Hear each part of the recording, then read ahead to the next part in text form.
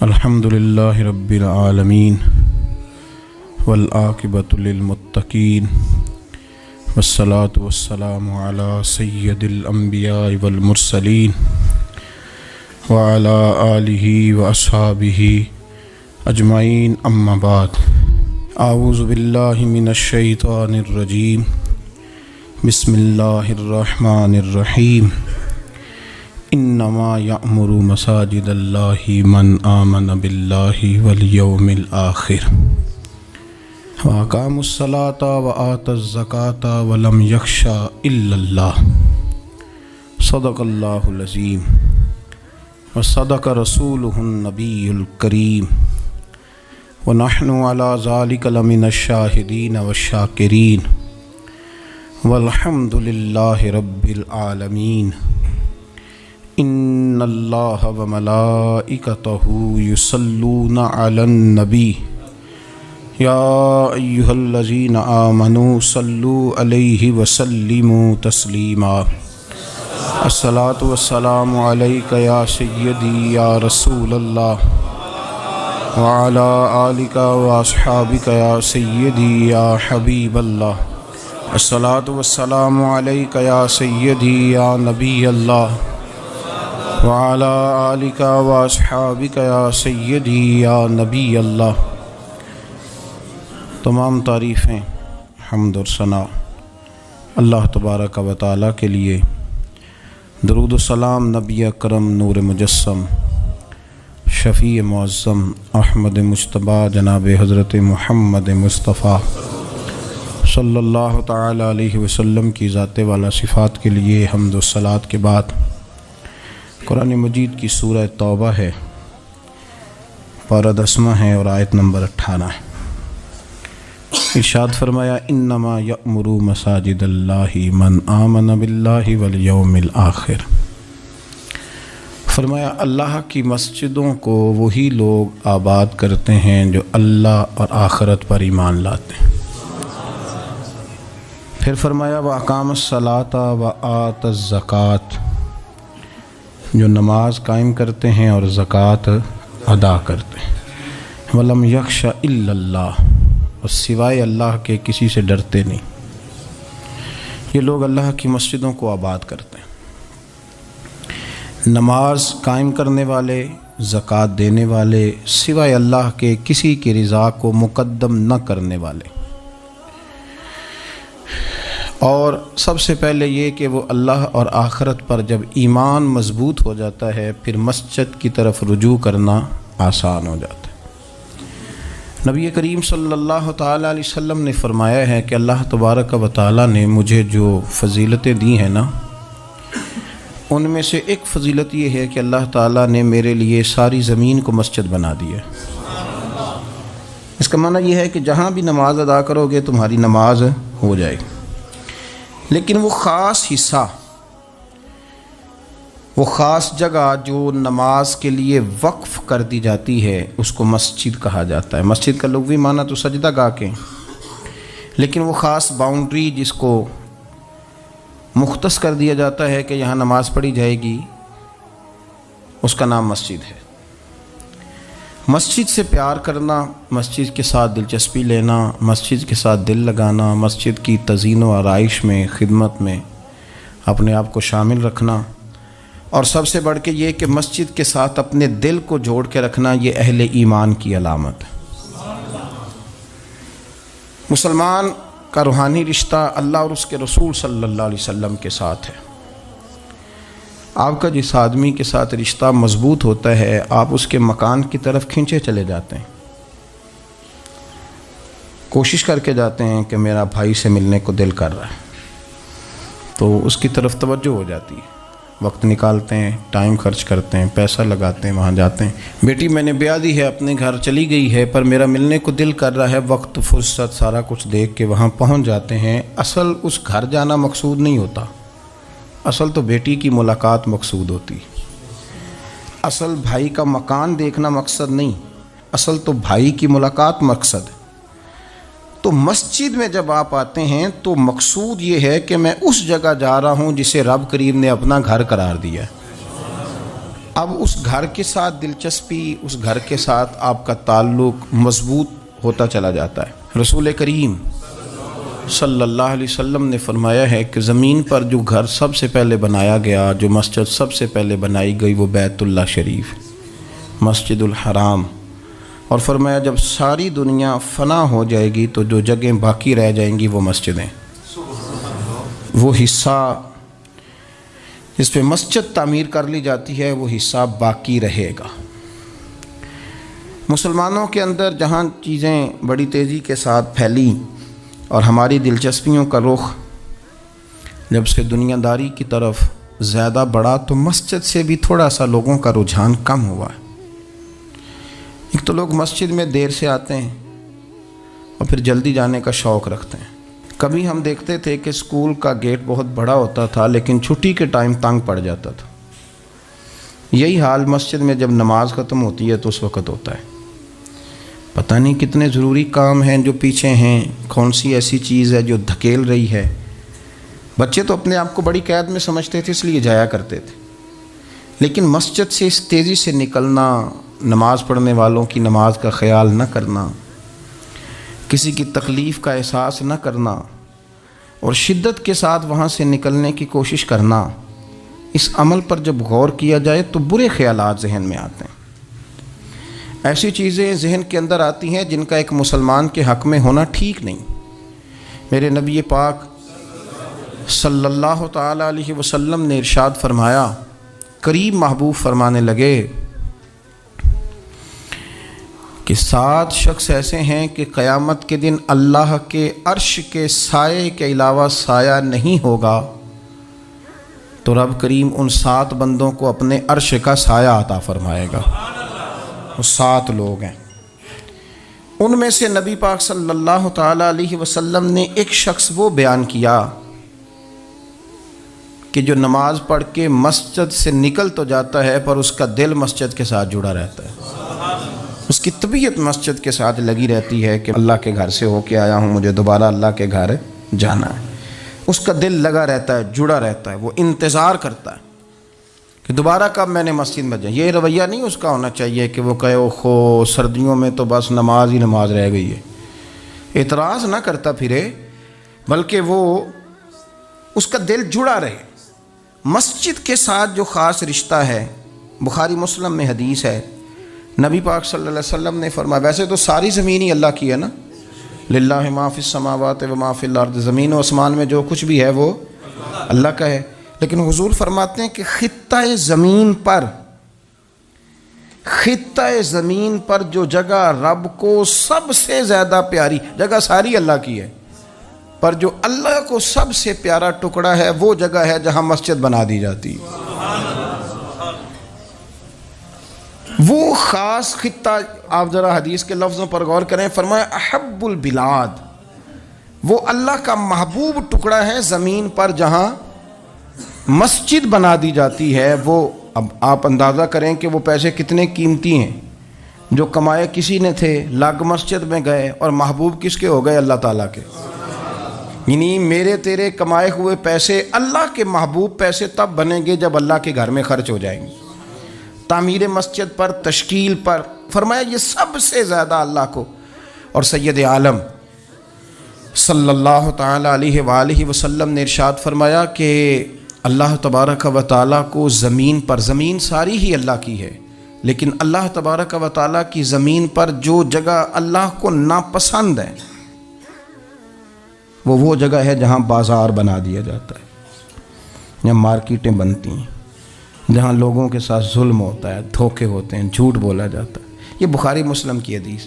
ناپسندیدہ زمین کا ٹکڑا وہ ہے جہاں بازار بنتا ہے، اور پسندیدہ ٹکڑا وہ ہے جہاں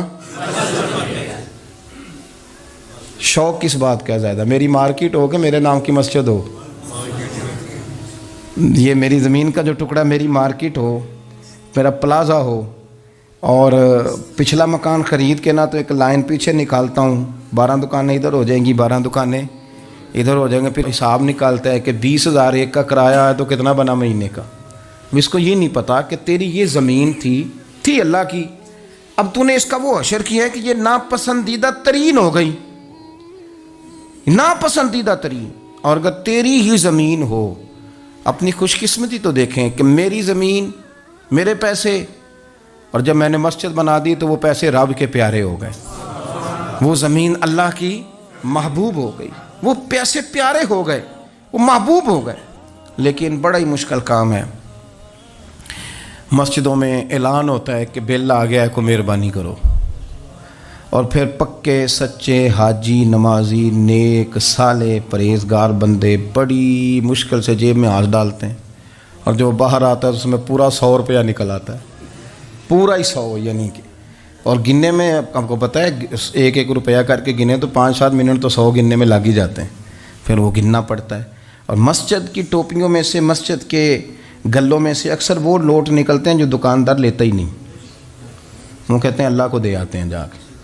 دیکھیں اپنا رویہ اس لحاظ سے درست کریں، اس لحاظ سے درست کریں کہ جس طرح میرے لیے اپنا گھر بنانا ضروری ہے نا، اسی لیے میرے لیے مسجد بنانا بھی اسی طرح ضروری ہے. جب حضور جتنا عرصہ تک مکہ شریف میں تشریف فرماتے تو زیادہ وقت مسجد الحرام میں گزارتے تھے، اور جب قریب محبوب صلی اللہ تعالیٰ علیہ وسلم، محبوب دو عالم علیہ السلام مدینہ طیبہ تشریف لے آئے تو حضور نے سب سے پہلے مسجد قباء کی تعمیر فرمائی. کوئی ایک حجرہ نہیں ابھی بنایا، ابھی یہ طے نہیں کیا کہ میں نے مدینے کے کس حصے میں اپنا مکان بنانا ہے، کہاں رکنا ہے. سب سے پہلے مسجد شریف کی تعمیر فرمائی اور بنفس نفیس فرمائی. وہ مسجد مکمل ہو گئی. سرکار کا قیام تھا جناب ابو ایوب انصاری کے گھر میں. تھوڑے سے فاصلے پر نظر پڑی تو ایک کھلا میدان موجود تھا، 2 یتیم بچوں کی زمین تھی. فرمایا یہ زمین مجھے دے دو، اس میں میں مسجد بناؤں گا. ان 2 یتیم بچوں نے عرض کی یا رسول اللہ صلی اللہ علیہ وسلم آپ رکھ لیں، مسجد بنا لیں. فرمایا یوں نہیں بھائی، پیسے دیں گے. اسلام یہ نہیں کرتا کہ بندے کی حیثیت سے زیادہ اس پر بوجھ ڈال دیا جائے. وہ یتیم بچے ہیں، ابھی ان کے پاس کوئی ایسے ذرائع نہیں ہیں مال کمانے کے، تو فرمایا تمہیں پیسے ملیں گے.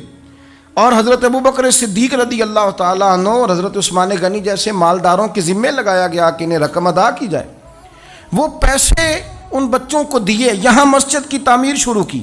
اب چونکہ مسجد قباء بھی سرکار نے بنائی تھی تو ایسا نہیں فرمایا کہ اس کو چھوڑ دیا جائے، بلکہ صحیح حدیث کے لفظ ہیں کہ نبی کریم علیہ السلام ہر ہفتے یا گھوڑے پر بیٹھتے یا اونٹنی پر بیٹھتے یا پیدل سفر کرتے، اور ہر ہفتے فجر کی نماز پڑھ کے مسجد قباء تشریف لے جاتے.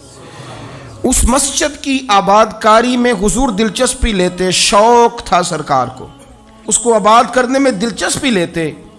اور پھر میرے محبوب کریم علیہ السلام نے اس مسجد کے آباد کرنے میں ایک اور فضیلت بیان کی. فرمایا جو بندہ گھر سے وضو کرے اور میری مسجد قباء میں آ کے 2 رکعت نفل پڑھے، اللہ کے رسول کا وعدہ ہے اللہ اسے پورے عمرے کا ثواب عطا فرمائے گا.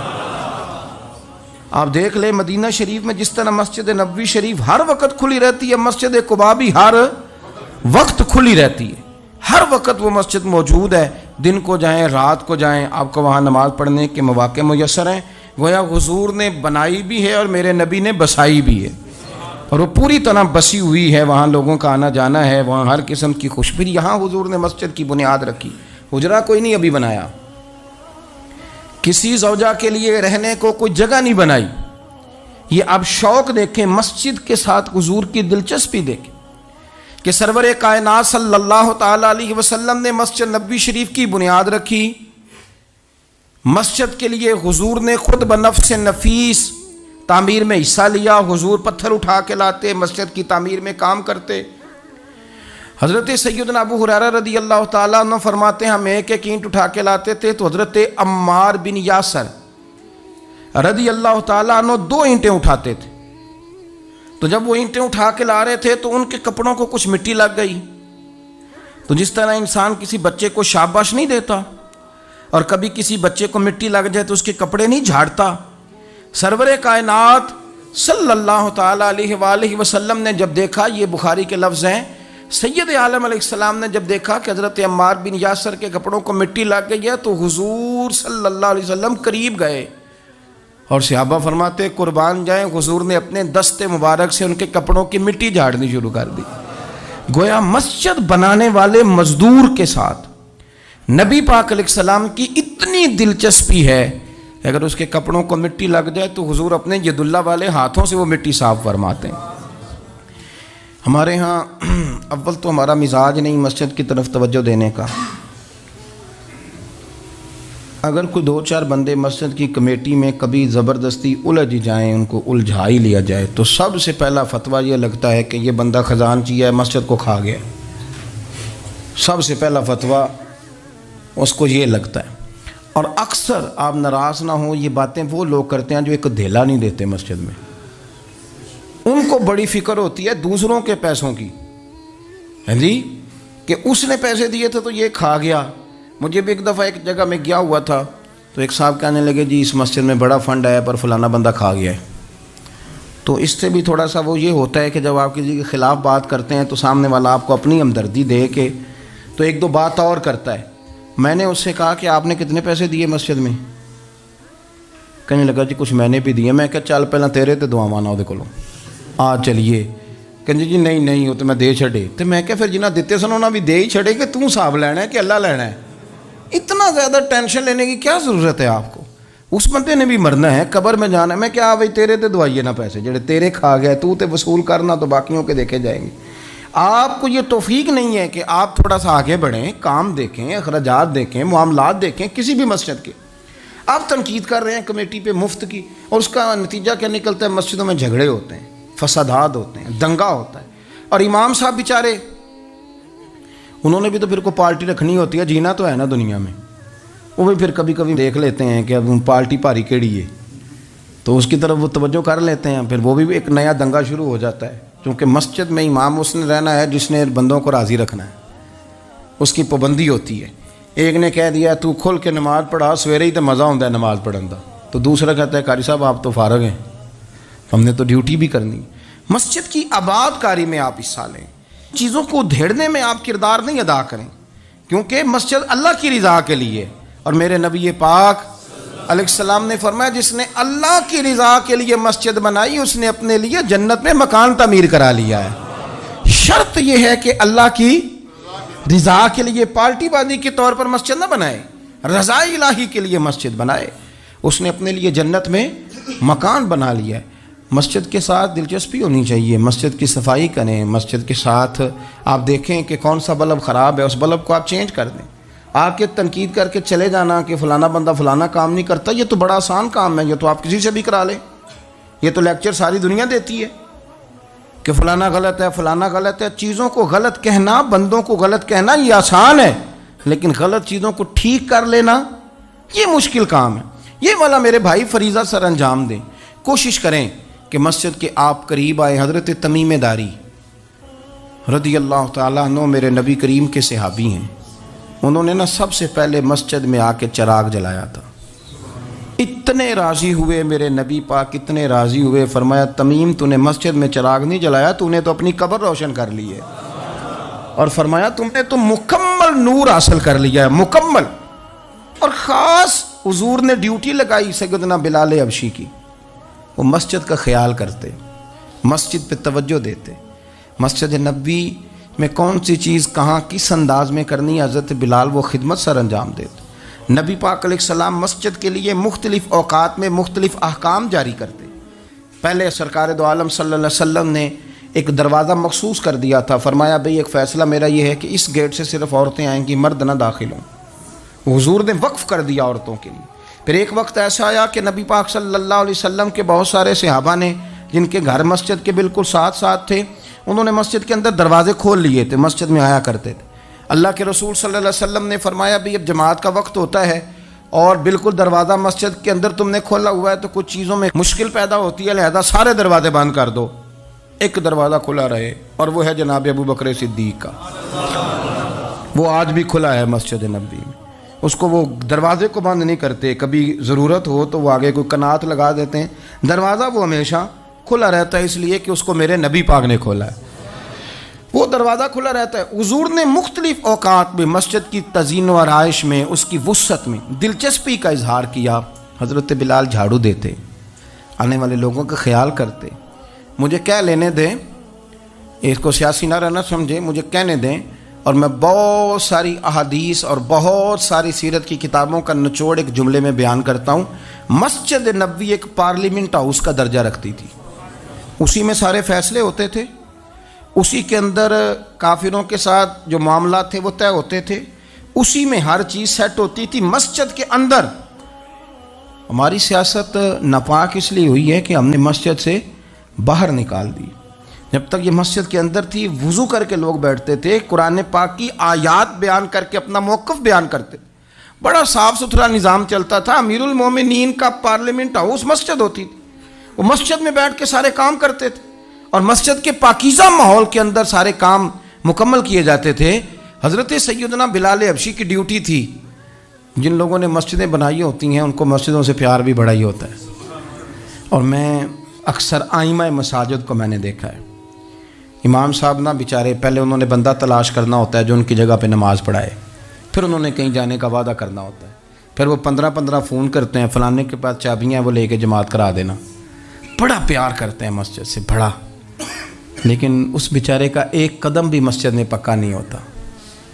سارے نمازی غلطی کر لیں، بھول جائیں تو بچ جاتے ہیں، ان کو کوئی مسجد سے نہیں نکالتا، لیکن امام کبھی کسی موقع پر کسی بھی جگہ کو 2-4 جگہ پہ چھٹی کر لے، کوئی غلطی کر لے تو فارغ ہو جاتا ہے، حالانکہ سب سے زیادہ دلچسپی اس کی ہوتی ہے مسجد کے ساتھ۔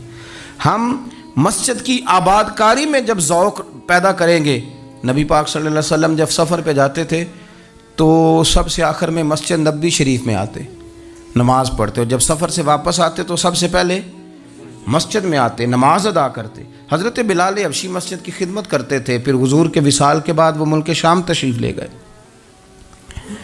وہاں انہوں نے وقت گزارا۔ حضرت عمر فاروق رضی اللہ تعالیٰ عنہ جب ملک شام کے دورے پر تشریف لے گئے اپنے دور خلافت میں، تو کہتے ہیں میں جناب بلال حبشی سے ملنے گیا، تو کہتے ہیں حضرت بلال نے سب سے پہلے مجھ سے پوچھا کہ بتاؤ میرے نبی پاک کی مسجد کا کیا حال، وہ فلاں کونے کی کیا پوزیشن ہے، فلاں جگہ اب کیا حالات، وہ فلاں جگہ سیدہ عائشہ کے حجرے کے پاس فلانا کام ہونے والا تھا، اس کی کیا پوزیشن ہے، ایک ایک چیز کے بارے میں پوچھا۔ کیا خوبصورت فرمان ہے حضرت عبداللہ ابن مسعود کا، آپ فرمایا کرتے اللہ کا کوئی بندہ جب مسجد میں کسی مخصوص جگہ نماز پڑھتا ہے نا، تو جب وہ کچھ دن نہیں آتا تو مسجد اس کا انتظار کرتی، مسجد اس سے ڈھونڈتی ہے، مسجد پوچھتی ہے وہ کدھر گیا، قربان جاؤں۔ فرمایا اگر وہ بندہ انتقال کر جائے، وہ دنیا چھوڑ جائے، تو مسجد کی وہ صف روتی ہے، وہ اسے ڈھونڈتی ہے، وہ اس کو تلاش کرتی ہے، وہ اس کے لیے آنسو بہاتی، اللہ کے حضور التجا کرتی ہے کہ یا اللہ وہ یہاں رہا کرتا تھا، وہ یہاں نماز پڑھتا تھا، وہ یہاں آیا کرتا تھا، مسجد اس کے لیے روتی ہے۔ اللہ کرے آپ سمجھے میری بات، کسی کو بیٹے رو رہے ہیں، کسی کو بیٹیاں رو رہی ہیں، کسی کو وہ لوگ رو رہے ہیں جن کی ضرورتیں پوری کرتا تھا، اور یہ جو مسجد سے پیار کرنے والا تھا، مسجد کا نمازی، اس کے لیے مسجد کی صف، مسجد کا مصلی آنسو بہاتا ہے، اے مالک وہ کہاں گیا جو یہاں نماز پڑھتا تھا، مجھے بتلاؤ۔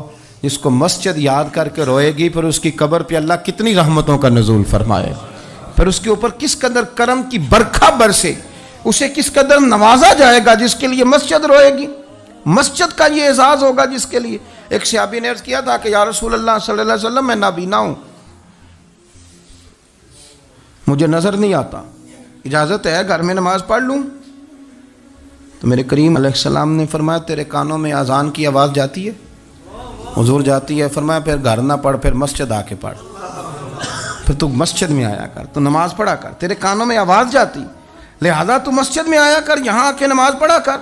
بہت سارے لوگ ہیں عدم دلچسپی، ہاں گھر میں بھی نماز پڑھنی چاہیے، مشکات میں حدیث ہے، نبی پاک علیہ السلام نے فرمایا اپنے گھروں میں مسجدیں بناؤ، یعنی ایک جگہ مخصوص کرو ہاں جہاں صرف نماز پڑھی جائے، فرمایا اپنے گھر میں مسجد بناؤ اور کچھ حصہ نماز کا گھر میں بھی پڑھا کرو، کچھ نوافل، کچھ سنتیں، کچھ حصہ گھر میں بھی نماز کا پڑھا کرو۔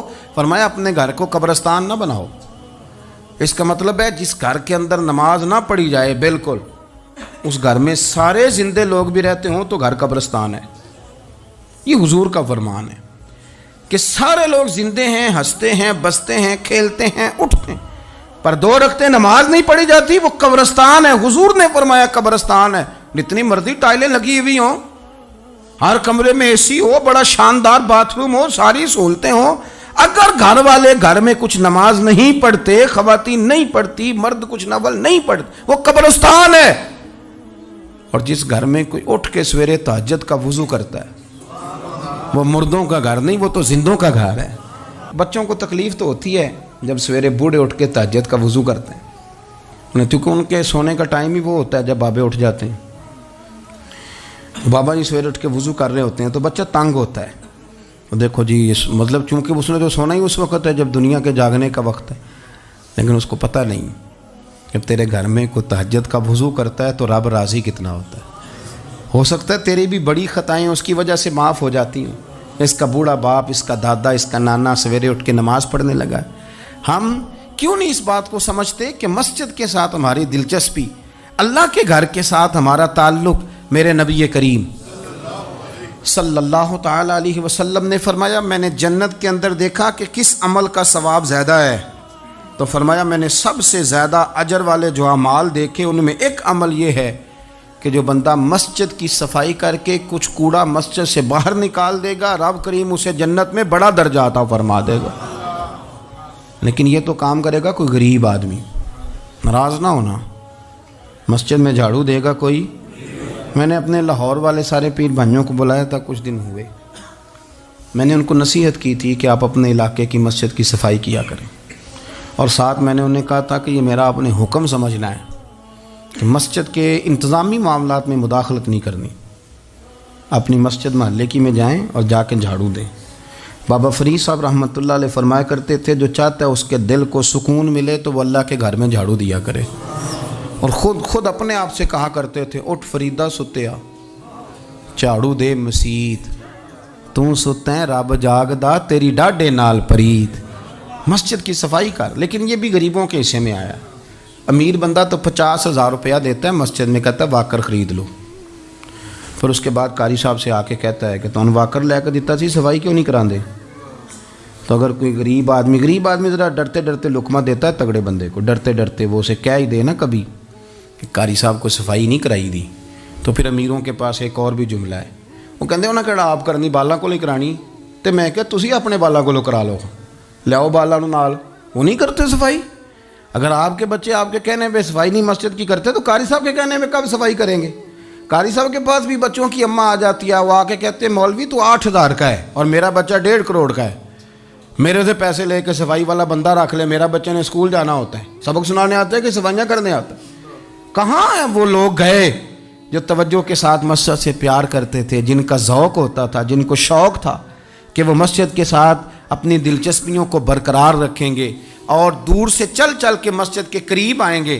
طبیعت ہی نہیں، دل ہی نہیں۔ وہ بندہ جس نے 50,000 روپیہ دیا وہ جھاڑو کو ہاتھ لگائے، توبہ توبہ توبہ توبہ، وہ کوئی کام کر لے، ہو ہی نہیں سکتا، سوال ہی نہیں پیدا ہوتا۔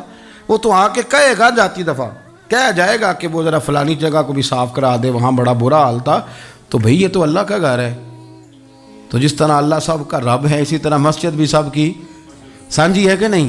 تو وہ تھوڑی سی نیکی آپ کر لیں، وہ جھاڑو پڑا ہے، کام کریں اپنے علاقے کی مسجد کی خوبصورتی میں، تزئین و آرائش میں، اور کوشش کریں تھوڑا چل کے وقت پہ مسجد میں جائیں، ذوق بنائیں۔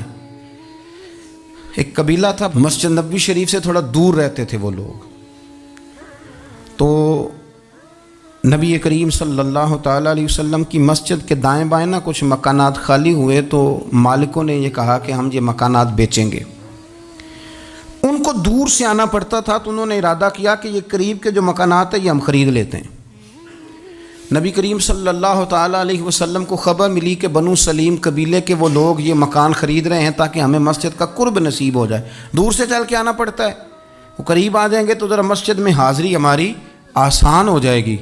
حضور نے انہیں بلا لیا، فرمایا تم مکان خریدو تمہاری مرضی، نہ خریدو تمہاری مرضی، پر ایک بات سن لو، تم جتنے قدم چل کے آتے ہو نا، رب کے فرشتے تمہارے قدم لکھ لیتے ہیں، تمہارے قدم لکھے جاتے ہیں، تمہارے قدم 2 دفعہ حضور نے فرمایا، حدیث میں موجود ہے، 2 دفعہ تمہارے قدم لکھے جاتے ہیں۔ وہ لوگ بڑے مشتاق تھے اللہ کے بارگاہ سے اجر کے آنکھیں کھول، حضور فرشتے ہمارے قدم لکھتے ہیں، رب کو دکھاتے ہیں کہ اتنے قدم چل، ہاں تمہارے قدم لکھے جاتے ہیں۔ کہا یا رسول اللہ ہم نے نہیں قریب آنا، ہم دور ہی ٹھیک ہیں، ہم چاہتے ہیں ہمارے زیادہ قدم لکھے جائیں، زیادہ قدم، ہم دور سے چل کے آیا کریں گے۔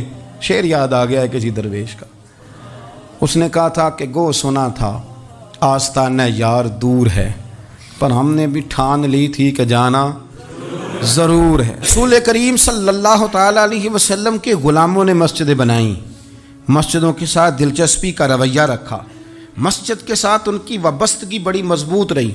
میں نا مسجد نبوی شریف میں بیٹھا تھا تو بہت زیادہ شہرت بھی کئی دفعہ بہت سارے مسائل کو بھی جنم دیتی ہے، تو کچھ ایسی جگہیں ہوتی ہیں جہاں آپ کو خود ادب کے ساتھ جانا چاہیے، وہاں زیادہ جھمگٹے لوگوں کا آنا جانا، ہاتھ چموانا ویسے ہی تھوڑا ادب کے خلاف لگتا ہے، تو کوشش ہوتی ہے کہ ذرا وہاں کوشش کی جائے کہ ذرا چپکے سے کوئی کام ہو جائے، لیکن پیار کرنے والے تو پھر مل ہی جاتے ہیں نا ہر جگہ۔ مسجد نبوی شریف کی صفائی کرنے والے لوگ میرے پاس آ کے بیٹھ کے کہنے لگے آپ سے فوٹو کھنچا لیں، تو مجھے ایک شعر یاد آ گیا کسی درویش کا، اس نے کہا تھا طیبہ کے سارے خادم پہچانتے ہیں مجھ کو تو خبر نہیں تھی میں اس قدر بڑا ہوں۔ میں نے کہا جی کھنچوا لیں، ان میں ایک شخص بولا، کہنے لگا پیر صاحب آپ سے ایک بات کرنی ہے۔ میں نے کہا کریں۔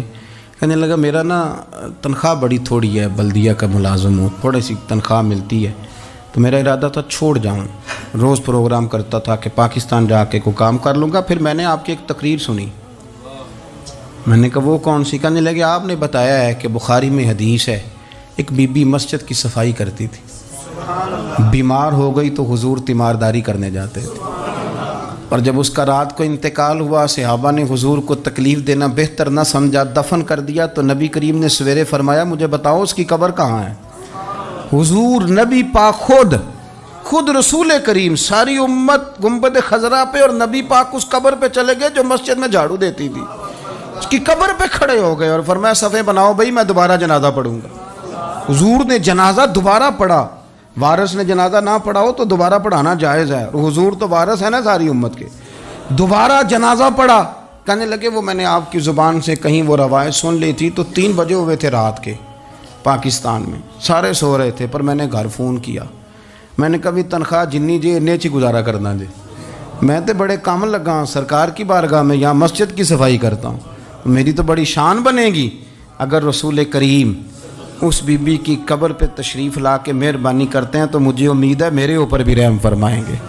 تو تنخواہ تھوڑی صحیح پر نصیب تو بڑا اونچا ہے نا، تو میں کوشش کرتا ہوں کہ یہ تعریفیں چھپا کے رکھی جائیں، پر میں نے اسے کہا میں کہ تھوڑا اونچی بول اور ذرا گنبد شریف کی طرف منہ کر کے بات کر، تاکہ گواہی ہو جائے نا، گواہی ہو جائے۔ عرش پہ تازہ چھیڑ چھاڑ، فرش پہ طرفہ دھوم دھام، کان جدھر بھی لگائیے تیری ہی داستان، کان جدھر بھی لگائیے تیری ہی او یارو بڑا خوش بخت نہیں وہ آدمی جس کو اللہ تبارک و تعالیٰ کے گھر کی حاضری کا یہ موقع نصیب ہو، وہ تھوڑا ذوق بنائے، وہ مسجد میں جائے، مسجد کے ساتھ پیار کرے، مسجد کے ساتھ اس کی دلچسپی ہو، مسجد میں وہ چراغ جلائے، مسجد میں وہ جھاڑو دے، وہ مسجد کی صفائی کا خیال کرے، وہ دیکھے کون سی چیز ہے مسجد کی جو صحیح ہونے والی ہے اس کا خیال، اور بڑا ہی خوش بخت ہے۔ آپ یقین کریں مجھے سب سے زیادہ اس بندے سے پیار ہے جس کو فکر رہتی ہے کہ ٹائم ہو گیا میں نے مسجد کھول لی۔